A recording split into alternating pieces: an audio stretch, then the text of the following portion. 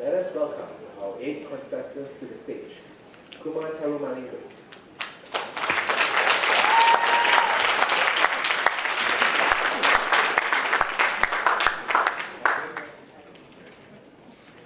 Kumar Tharumalingam, Webet.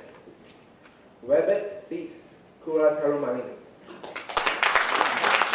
Never give in. Never, never, never, never, never give in. Never give in to all things large or small, great or petty. Never give in to the evil forces. Never yield to force. Never give in to anything except convictions of good sense and honor. Never, never, never give in. Contest chair, ladies and gentlemen, good morning. The message that I've just delivered to you is as pertinent, as important. Get a dictionary, find the meaning of these words. They are that, all that. Today, as it was back in 1941, when it was first uttered by Sir Winston Churchill. I first had a glimpse of this message when my mother described to me how my father registered me for primary 1. Here in Malaysia, we call it Standard 1. It was a prestigious school, and back then they don't have electronic registration. There was no such thing as the internet. There was no such thing as the mobile phone. It was a long line to the counter, and when my father got there, the lady said, "Come again tomorrow, sir. We are closed for today." My father thought to himself, and I think after listening to Bala's speech, Bala's father and my father must be related. He must be related. All Indian fathers are angry. You can't do anything about it.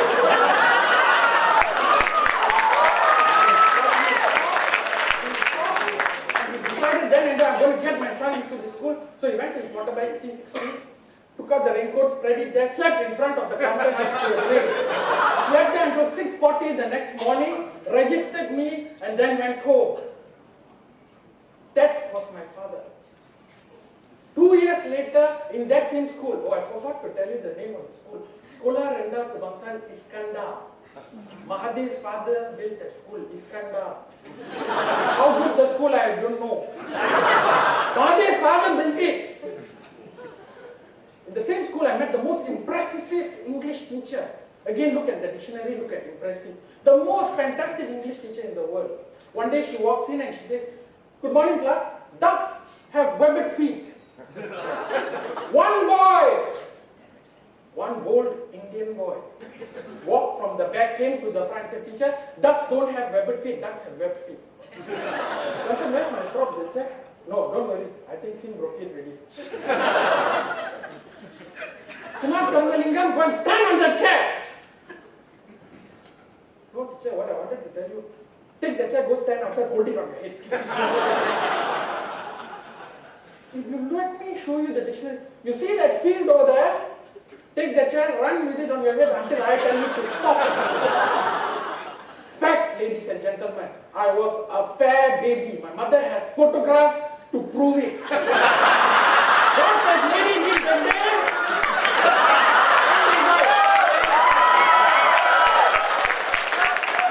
Ladies and gentlemen, the next day my father came in and he told her, he brought his dictionary with the pronunciations.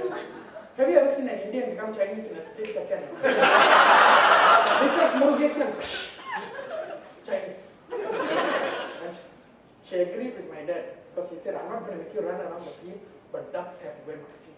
Yes, Mr. Lingam. That evening, my father took us out for dinner, and across the table, he looked at me and he said, "Today, you have proven to me that you are my son." It was a proud moment. I was shocked because whose son did he think I was all this time?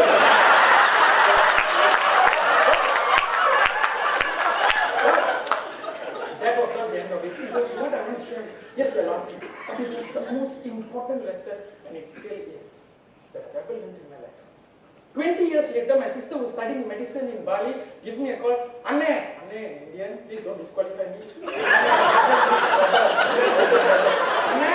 I failed my paper and they don't want to give me the paper. I'm a good brother. I only have one sister. I have to be good. I took a flight down to Bali. We stood at the dean's office for 4 hours. At the 4th hour, Kumar Tharumalingam needed to go to the loo.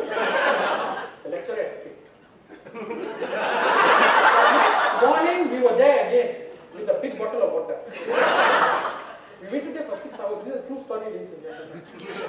6 hours. Stroke of the 7th hour, he lets us in. Oh, good morning, how can I help you? I said, it's afternoon. But, ladies and gentlemen, I stood there and I told him, the most important concern of your life now is this big bottle. I'm going to drink all I can, and then once I'm done with this, I'm going to pee in it if I have to.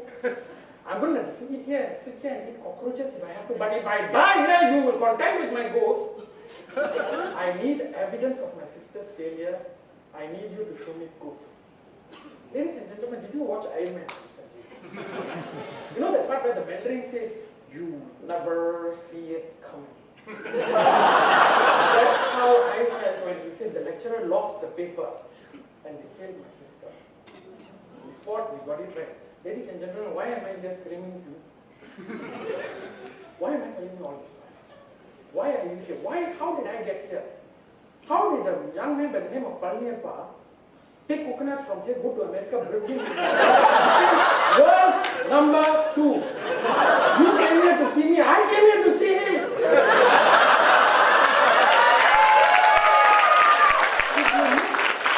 All the messages that my friends, my brothers, my sisters have came and told you today, whether your friends passed away, whether your girlfriend ran away, whether a coconut tree, maybe the same tree you plucked, fell on the house and broke it up, whether you have a Japanese boss, I don't know, maybe life is a box full of mirrors and coconuts.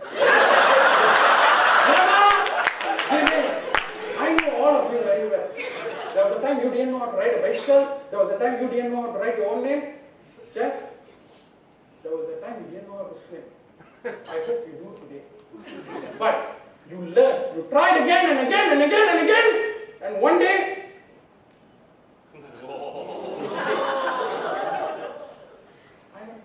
everything that I've learned today, I learned from my dad. Teach your children never to give in, to never give in. And they'll stand in front of a crowd like this today and one day say, ducks walk fine in my world. Because they don't have the feet.